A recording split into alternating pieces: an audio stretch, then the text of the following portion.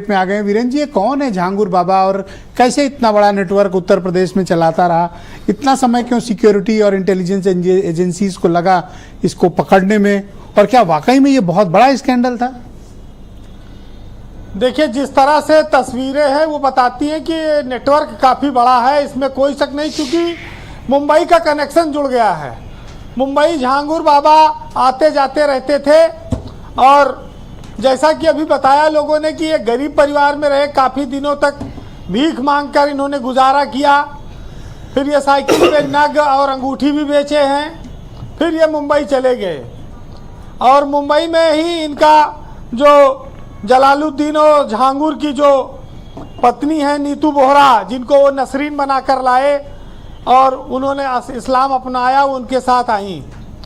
झांगुर 2005 से 10 तक एक बार प्रधान रहे, और फिर 2015 से 20 तक एक बार प्रधान रहे अपने गांव के।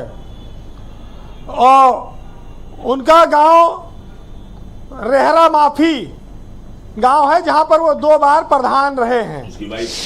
अब वो इन दिनों सुर्खियों में है, सुर्खियां बटोर रहे हैं, इसमें कोई शक नहीं। लेकिन इतना बड़ा अंतर्राष्ट्रीय रैकेट अगर चल रहा है बलरामपुर में, तो पुलिस को सूचना नहीं थी, ये बड़ी आश्चर्य की बात है। स्थानीय थाने को सूचना रहती है, सिपाही को, हल्के के दरोगा को, लेखपाल को, कानूनगो को पता रहता है। अब ये लोग उसको किस रूप में देखते रहे हो ये वो जाने। लेकिन झांगुर के सहयोगी रहे हैं बब्बू चौधरी। उन्होंने 1 साल पहले थाने में शिकायत की थी कि झांगुर बाबा धर्मांतरण कराते हैं और अवैध पैसे का लेन देन करते हैं जी। लेकिन तब पुलिस ने इस पर कोई ध्यान नहीं दिया और ना कोई कार्रवाई की।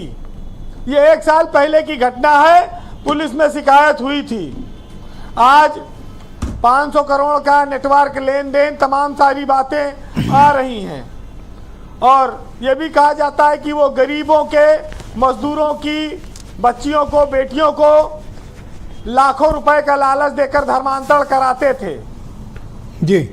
लेकिन ब्रजेश जी, धर्मांतरण की दोहरी तलवार है उत्तर प्रदेश और भारतीय समाज पर, जिसमें एक तरफ अब मुस्लिम पक्ष उभरा है। इससे पहले ईसाई धर्मांतरण बहुत तेज था, लेकिन वो उस पर इतना हल्ला हंगामा नहीं मच पाता, क्योंकि उसमें उतना वोट नहीं मिल पाता, उतना विरोध, उतनी नाराजगी भी नहीं होती हिंदू समाज में। लेकिन ये झांगर, झींगुर, ये जो भी नाम है, इन लोगों ने समाज में जो बलरामपुर इलाका, तो देखिए नेपाल से सटा इलाका है ना, वहां से अंतर्राष्ट्रीय कोई भी ट्रांजैक्शन करना, आना जाना काफी आसान है जी। तो ये झींगुर बाबा को आप ऐसे मत सोचिए कि ये कोई कमजोर आदमी है। ये जरूर है कि हम जिस धर्म में रहते हैं वो धर्म इस बात की अनुमति नहीं देता है कि हम किसी को धोखा दें, लालच दें, फरेब करें और उसको अपने साथ मिला लें। ये किसी धर्म में नहीं है, लेकिन पता नहीं क्यों लोग पैसा देख के अपने धर्म में उनको शामिल कराते हैं। ये तो अधर्म की तरह है अगर धर्म के खिलाफ आप कोई काम कर रहे हैं। भारत तमाम धर्मों के प्रसार का एक केंद्र रहा है, चाहे अशोक रहे हो, फिर भगवान बुद्ध हुए, फिर महावीर हुए।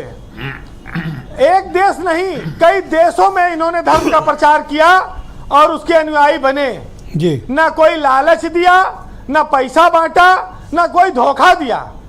और आप हैरत में पड़ेंगे कि तब कोई आवागमन के साधन भी इतने नहीं थे कि वो एक देश से दूसरे देश कितने दिन में पहुंचे होंगे।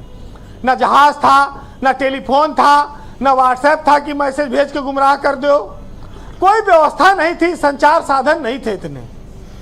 तब ये देश, कई देशों में बौद्ध धर्म फैला, जैन धर्म फैला और समाज के कल्याण का काम करता रहा।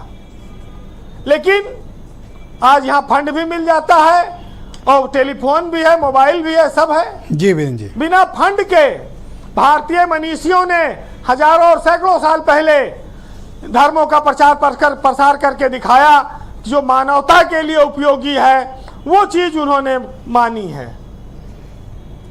लेकिन हमारे यहाँ मामला दूसरा है।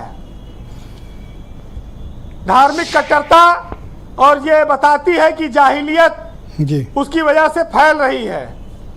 ब्रजेश जी, जब मिशनरी के लोग अफ्रीका में गए तो उन्होंने उनके हाथ में एक बाइबिल थी और अफ्रीका के लोगों के पास ज़मीनें। कुछ साल बाद जब लोगों ने आंखें खोली तो सारी ज़मीनें जो है वो मिशनरी लोगों के पास जा चुकी थी और अफ्रीकी लोगों के पास खाली बाइबिल बची थी हाथ में। तो ऐसे ऐसे देशों को तमाम गुमराह करके गुलाम बनाया गया। लेकिन नहीं, आज भी लखनऊ में देखिए जितने भी प्राइम लैंड है वो सब ईसाई मिशनरियों के पास है। हिंदू मुसलमानों के पास क्या होगा जितना इनके पास है। हजरतगंज में ही मैंने देखा, बताया, महात्मा गांधी मार्ग पे 5 बड़े बड़े चर्च हैं 20-20 एकड़ के। हिंदुओं के पास एक 100 फीट का मंदिर और मुसलमानों के पास 150 फीट की मस्जिद। देखिए, जो लोग ये बेवजह सर फोड़ते हैं। रहे हैं, असली पैसा तो ईसाइयों के पास है। बिल्कुल पैसे की ताकत से ही चीजें होती हैं, चाहे धर्मांतरण हो, चाहे आखिर ये जो 500 करोड़ की बात कही जा रही है जी, तभी तो वो किसी को देने में सक्षम होंगे, किसी को धर्म परिवर्तन करा पाएंगे। कहीं अगर से तो आ रहा पैसा नहीं होगा तो कोई नहीं आएगा। वैसे हम जिस देश में रहते हैं वहां गंगा जमुनी तहजीब का बड़ा मायने रहा है। लेकिन समस्या ये है कि जी कंक्लूड करें वीरेन जी। धर्म पर जब अंधविश्वास हावी हो जाता है और वो कट्टरता के नाते हावी हो जाता है तब वो कल्याणकारी नहीं रह जाता है, तब फिर वो नकारात्मक और विध्वंसकारी हो जाता है और इसी से विनाश जन्म लेता है, इसी से मारकाट और खून खराबा भी जन्म लेता है। फिलहाल भारत जैसे देश में गंगा जमुनी तहजीब का बड़ा महत्व रहा है। किसी एक झिंगुर बाबा की वजह से सारे मुसलमानों को दुश्मन नहीं कहा जा सकता और हर धर्म हर मजहब को लोगों को मानने की इस देश में छूट है। लेकिन आप इस बात को सुनिएगा कि रोशनी का कुछ ना कुछ इम्कान होना चाहिए और बंद कमरे में भी रोशनदान होना चाहिए। जो अनपढ़ हैं, चलो हैवान हैं तो ठीक है, लेकिन हम पढ़े लिखों को तो इंसान होना चाहिए। हिंदू मुस्लिम चाहे जो लिखा हो माथे पर आपके सीने में सबसे पहले हिंदुस्तान होना चाहिए। बहुत शुक्रिया वीरेन जी, आपका बहुत बहुत धन्यवाद। देश को आगे रखा आपने, बहुत शुक्रिया हमारे साथ जुड़ने के लिए, अपना फीडबैक, पॉलिटिकल ऑब्जर्वेशंस हम तक पहुंचाने के लिए। बहनों भाइयों, क्विक राउंड है।